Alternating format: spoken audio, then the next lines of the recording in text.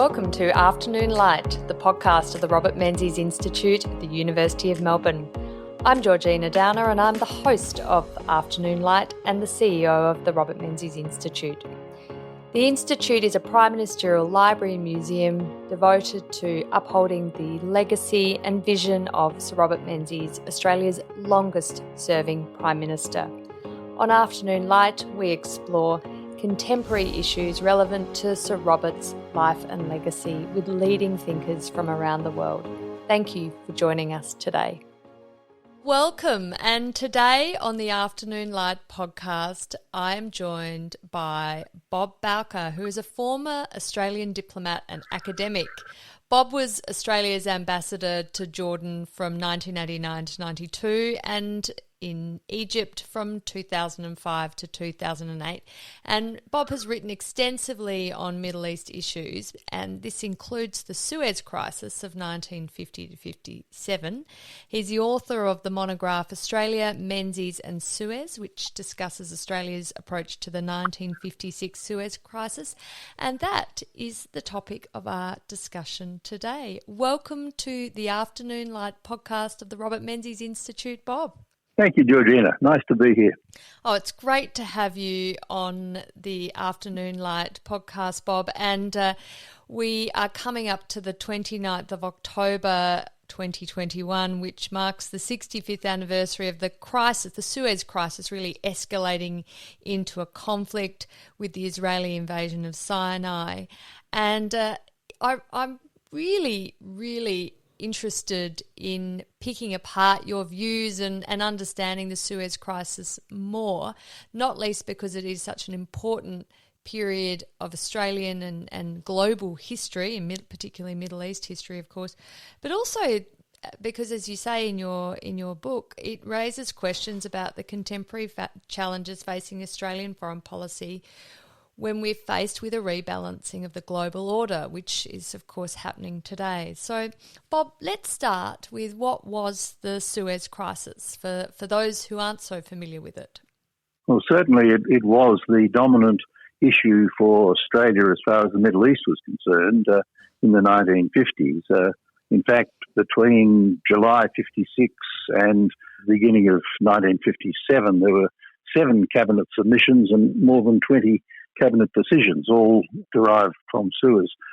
And it began essentially as a result of decisions made in Washington and London to cancel the possibility of assistance to Egypt to build a high dam at Aswan, which would provide an electricity and irrigation model which would empower the Egyptian economy under the new government led by Gamal Abdel Nasser. Nasser reacted very badly, of course, to news of this cancellation. And his response was to nationalise the Suez Canal, which was owned by a French-British consortium and had operated the canal under arrangements that went back to 1888 as an international waterway. The response of Nasser of nationalising the canal sent shockwaves through Western capitals, and the immediate response of the British under Prime Minister Anthony Eden was to obviously rally the Western powers together, the United States themselves, and a number of other canal users to try to come up with a means of restoring international control over the canal. And Menzies got involved in that because he was in Washington at the time all of this happened and went back to London, joined in a conference of canal users, and eventually went to Cairo to try to present proposals from that conference to Nasser, seeking to persuade him to relinquish his control of the canal. The mission was a failure in many ways. Certainly Nasser wasn't prepared to reverse his decision. And from that point on, things became even worse, culminating in a British decision to join with Israel and France in a military action which was designed ultimately to impose such a humiliating military defeat on Nasser that he would be overturned. It was a notion which clearly was not going to succeed without American support, and the Americans had long made it perfectly clear they would not tolerate the notion of a military action against Egypt or against Nasser, no matter how many doubts they continued to hold about where Egypt was going under his control. So that, in a nutshell, is what happened. Decisions which were not directly related to Suez produced an outcome which ultimately brought the US and the British into considerably difficult moment with each other, with Menzies effectively trying to represent the concerns of the British to the Americans and ultimately failing to make any headway in that regard. We will be familiar with the Suez Canal, of course, from March this year when the very large tanker, the Ever Given, got sort of jammed in the middle of it, didn't it? And it was a stark reminder of the importance of the Suez Canal for connecting the Red Sea and the Mediterranean, and of course enables the free flow of shipping and global trade from the Middle East and Africa through to Europe. So this crisis, you can understand why it exercised so many different global powers and global interests back in the 1950s. Certainly. The 60% of Australia's trade went through the Suez Canal. And if the canal were to be closed for any reason, it added about 7 days steaming time to our exports, which were then, in those days, predominantly directed towards Europe and so on. And there was also concern that an anti-Western regime in Egypt might have closed the canal to the British or the French or others with strategic interests in the Indian Ocean and in East Asia. And so there were these sort of anxieties which surrounded Nasser's actions. But in many ways, that was not the heart of the issue. The real issue was what Nasser's actions signalled about the decline of an empire to which Australians largely wished still to belong.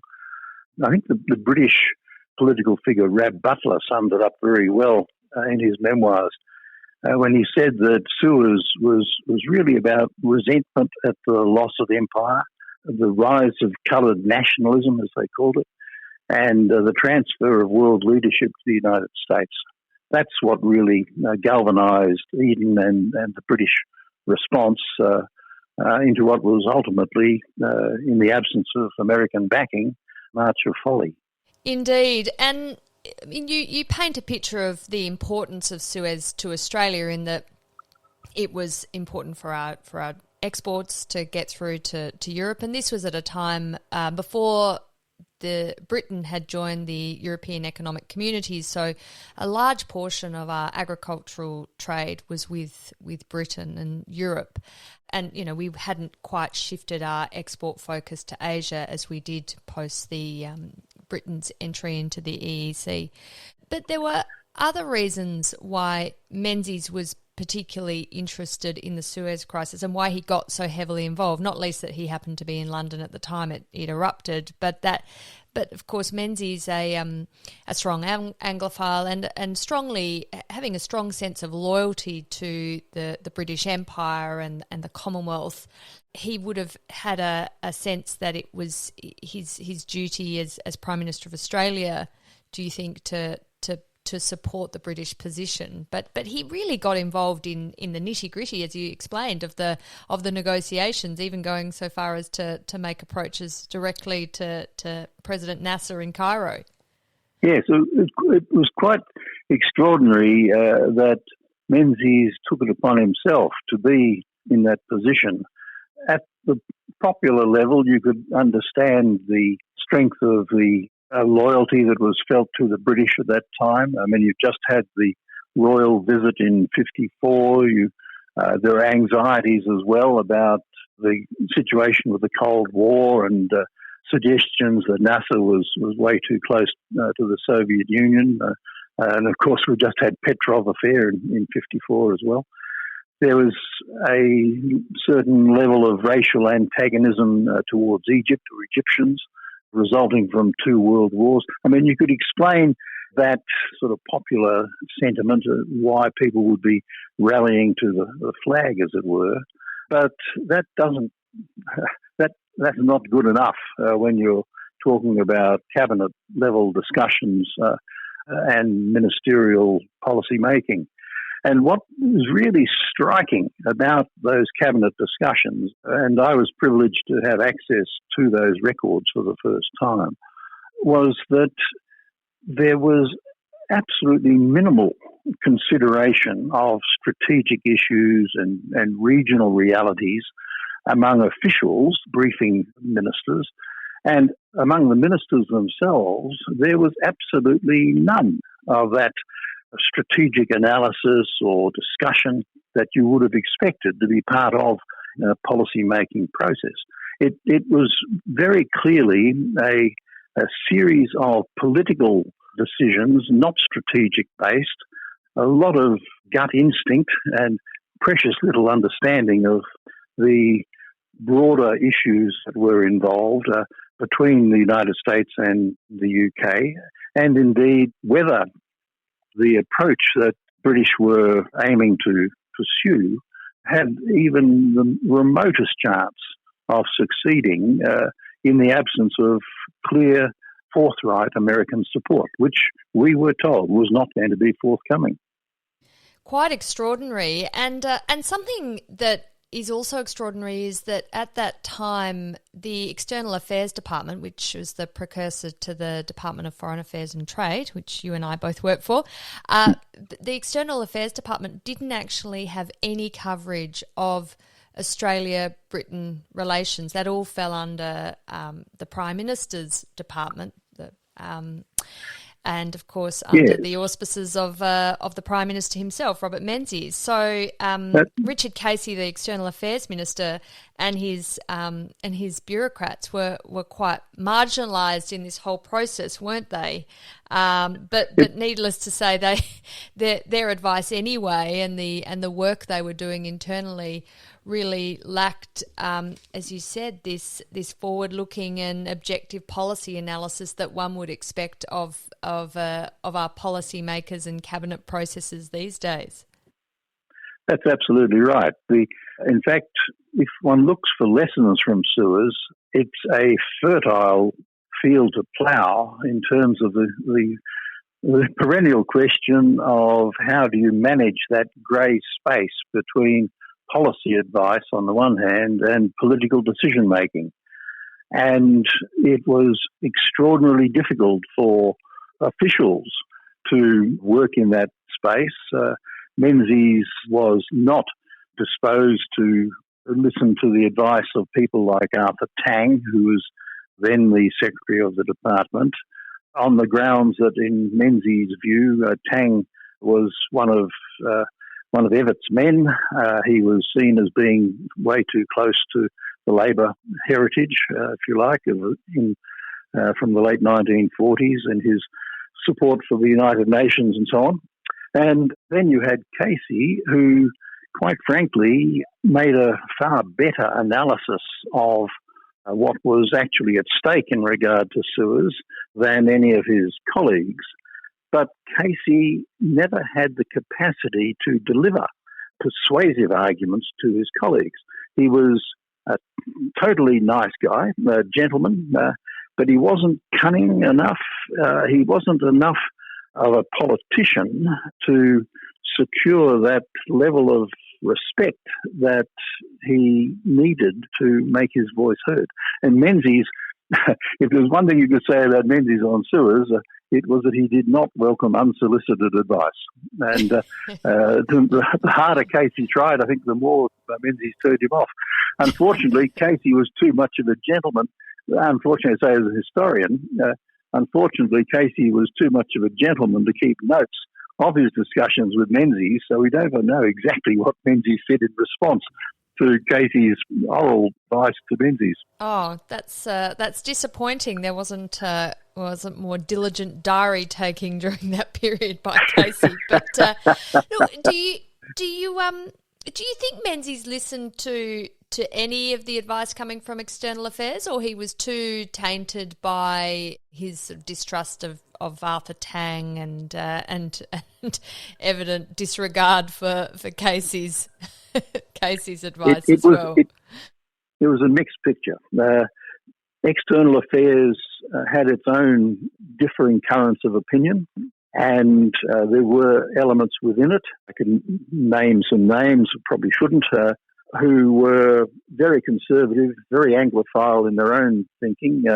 One of them, by the name of Charles Kevin, actually modelled himself on Anthony Eden. And from that part of the department, Menzies occasionally grabbed hold of briefing and used it almost verbatim in some of his statements, and disregarded material that was coming to him from Tang through McBride as acting foreign minister, or from Casey. So occasionally Menzies would cherry pick stuff that he liked, but when it came to the actual performance, for example, in Cairo, Menzies wouldn't even let Tang in the room when he was negotiating or when he was meeting with Nasser. It was that level of insularity, if you like. And in the cabinet, Menzies was basically working within an echo chamber. The quality of the discussion in cabinet on regard to Suez was simply abysmal. By any reading of the cabinet documents, Menzies simply dominated the discussion, and his colleagues sat back in awestruck admiration as he proceeded to give his own interpretation of what had happened and why. There's a lot to be said for the way in which the department tried to provide support to the government's declared position. In New York, in Washington, in London, I think the performance of our representatives on the ground was absolutely exemplary so far as delivering what the government wanted. But in Canberra, the department's policy process was frankly all over the place.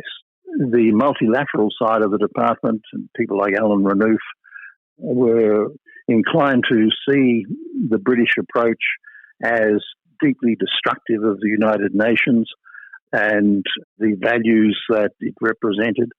On the political side of the department, however, there was a sense that Nasser was outplaying them in the multilateral context, and far too much attention was being given to that rather than the risks that were possibly involved in Nasser's seizure of the canal. Nobody seemed to want to talk about the fact that the British were in decline and that the outlook for the British approach was decidedly poor, shall we say. Yeah, indeed. I mean, we have the benefit of hindsight now, and we can understand the British Empire was very much in decline, and we can understand that by this stage, Menzies had signed some years before, in 1951, a security pact with the United States, the ANZUS alliance, as well as with New Zealand. So there was a recognition, at least in Australia, that Britain was no longer the global power that it once was, that Australia needed to have that security arrangement with the preeminent power, the preeminent global power, the United States now. So there was, at least sort of in a strategic sense, Menzies was acknowledging through his actions that there was a shift in global power dynamics. But there was obviously still that sense of nostalgia to the British Empire, to the preeminence of Britain, at least in that sphere of influence around the Middle East.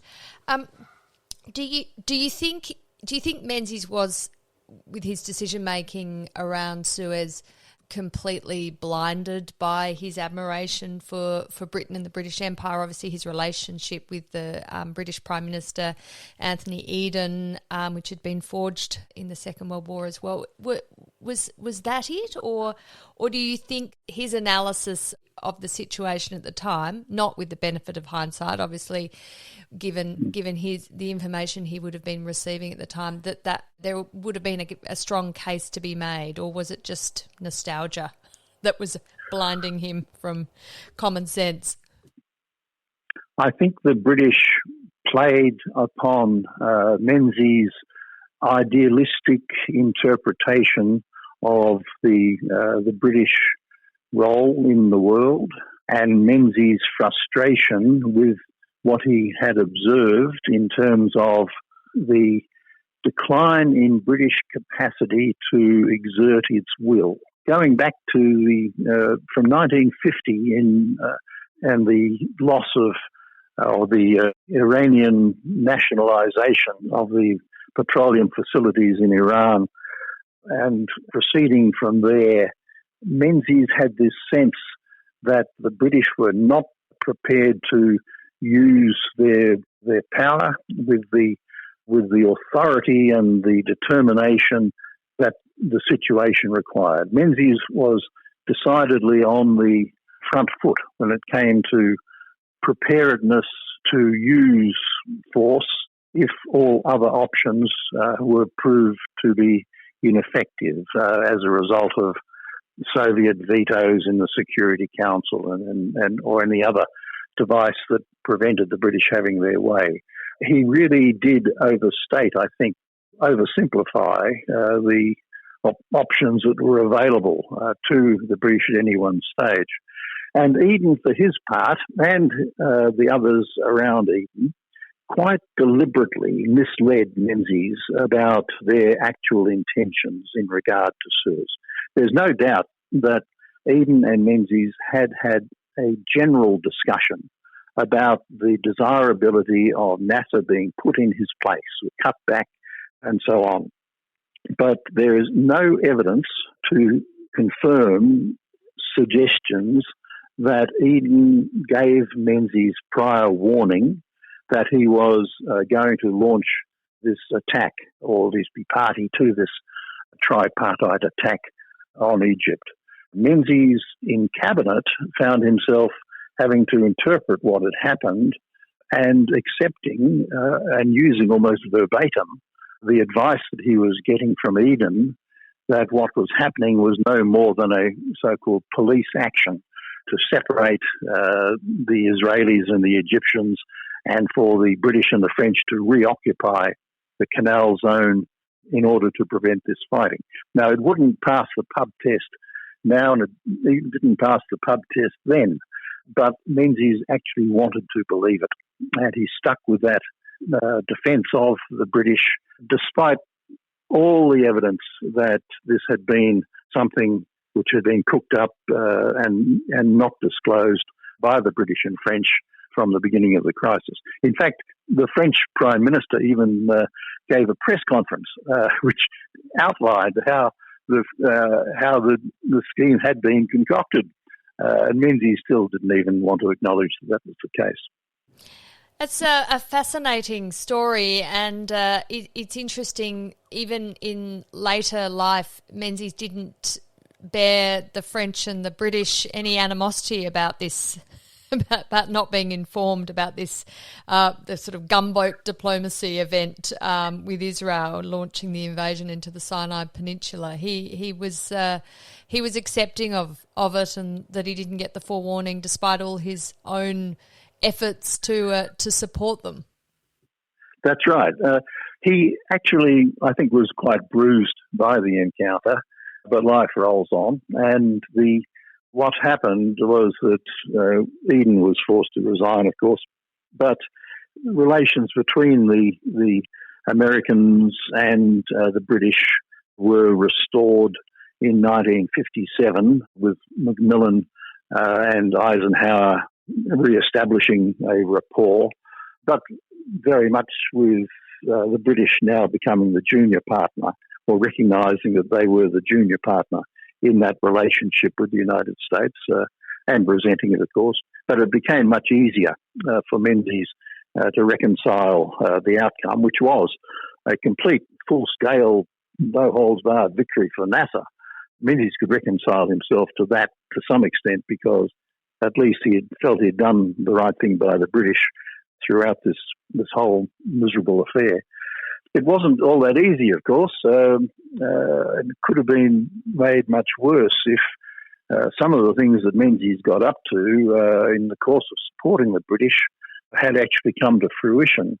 He had, for example, told according to the British records, not the Australian ones, Menzies had actually offered support, and probably naval support, to the British in the event of conflict breaking out. He hadn't told his colleagues about that. And when Eden followed up with a request for assistance, Menzies decided he wouldn't reply to that request. On another matter, Menzies was in possession of cables giving details of the exchanges between Eden and Eisenhower, which made it very clear that the Americans would not be supporting Eden in his efforts to bring the matter to a military head. Menzies played a very singular role throughout all of this, which could have brought him into some hot water, I think, with a more robust cabinet. But he managed to slide through all of that. The thing which could have caused most problems was actually saved by Dick Casey. Menzies took it upon himself 11 days after the ceasefire had been imposed and Eden's political career had been destroyed and so on. Menzies took it upon himself to write to Eisenhower, telling Eisenhower in very forthright language that the United States had never understood what the British were up to. The British action had been proper and correct. Nasser was going to be the person who was going to carry away the spoils of all of this, and that if the UN force that was being assembled wasn't sufficiently empowered to address or to impose a constraint upon Nasser's victory, then consideration might have to be given to resuming the conflict. Goodness. It fell to poor old Casey, who was in Washington, to deliver this message to Eisenhower. Fortunately, I guess, Eisenhower didn't want to talk to Casey, and that gave Casey a little breathing space, despite Menzies and his people wanting this letter to be delivered urgently. And Casey, who was with Jim Plimsoll, a senior diplomat, looked at this message, which was clearly going to be unhelpful to everybody, and wondered what on earth to do with it.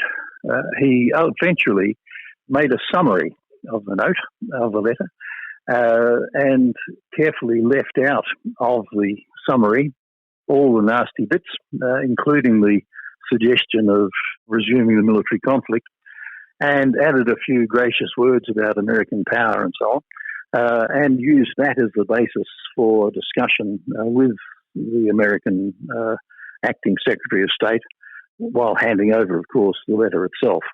And I think that helped to diffuse the situation somewhat, together with the fact that the Americans were well aware that there were differences between Casey and Menzies over the whole attitude to be taken to the British in regard to Suez. But I think it's fair to say that the finest Australian diplomacy during Suez was not on the Security Council or in Cairo, but it was Casey's intervention between Eisenhower and Menzies. Yeah, that saved us from a potentially ongoing difficult diplomatic incident. It was already difficult because Washington and Eisenhower's reaction to the British, and of course the Australian response to Suez, was utter condemnation. And I think Britain's punishment for its actions over Suez was Washington was able to deny Britain a much needed major loan from the International Monetary Fund, which of course put Britain in a very difficult position, as you can imagine, in that sort of post-World War II era when it was in major need of economic stimulus. So there were serious consequences from the fallout of the relationship between the US and Britain, but of course it did, as you said, with the changing of the leadership in Britain from Eden to Macmillan, it did improve. I wondered if we could now, Bob, talk about what lessons we can learn from Suez. We are obviously these days experiencing another seismic shift in global power from a US hegemony to one where China, as a significant economic power in the next 10 years, will overtake the United States as the world's largest economy, as a country that is investing heavily in its military and conducting itself in incredibly assertive ways throughout the Asia-Pacific region. We are experiencing a point in Australia's strategic planning where we are under pressure from China for various decisions we've made around calling for an independent investigation into the origins of COVID-19 and supporting US troops in Australia, changing our laws in relation to foreign interference in Australia. We are experiencing significant economic pressure from China that's been banning various imports of Australian goods from barley to coal to timber, lobsters and the like. But we have an alliance with the United States. We are a liberal democracy. The United States also a liberal democracy. There are calls in Australia from some to make a choice. Don't necessarily side with the United States, to be a bit more open to China's rise. There are also calls that Australia should stick with its friends and allies like the United States and the UK. And of course, the government has recently made a significant announcement with the AUKUS nuclear submarine deal, which would indicate that the decision has been made that we are making a choice in Australia to continue to side with the United States and the UK. But Suez gives us a good example of how countries need to be alive to the shifts in geopolitics, in global power balances. And it's also a salutary tale about not being too nostalgic when it comes to strategic choices as well, isn't it? Absolutely. I think. Well, let me make sure I make my own position on Menzies quite clear. I actually think that by the standards and the expectations of the time that he served, Menzies was a fine Prime Minister. And I certainly wouldn't judge him by his Anglophile pretensions and what I think was a lamentable performance over Suez. He was an exceptionally gifted politician, and he was a contributor to Australia in ways that I think deserve to be recognised. But the role that he played in regard to Suez does resonate in contemporary Australian policy to the extent that it reminds us of the perils of political leadership that functions or that seeks to function in an echo chamber of assumptions and perceptions about national interest. And it's a very clear warning, as you said, against setting notions of identity ahead of an inclusive, constructive debate about what sort of perils and possibilities might arise from any strategic decision. And that's my first lesson from all of this. That if you are going to make policy in a prime ministerial office and then expect the public service to deliver it, then you are running very significant risks of having gut instinct and other calculations override the advice of professionals who are tasked with understanding a larger picture within which any particular policy might have to evolve. Secondly, I think another lesson from Suez was that we really lacked at that stage a forward-looking, objective policy analysis mechanism that in the case of Suez could and should have connected the dots about what the British motivation and what its intentions would actually comprise, and face ministers with serious questions about what the decline of in those days of Britain in the post-war era actually might mean for Australia. That's not to say that one should be taking an entirely pessimistic view of the circumstances we faced then or we face now. Circumstances can change.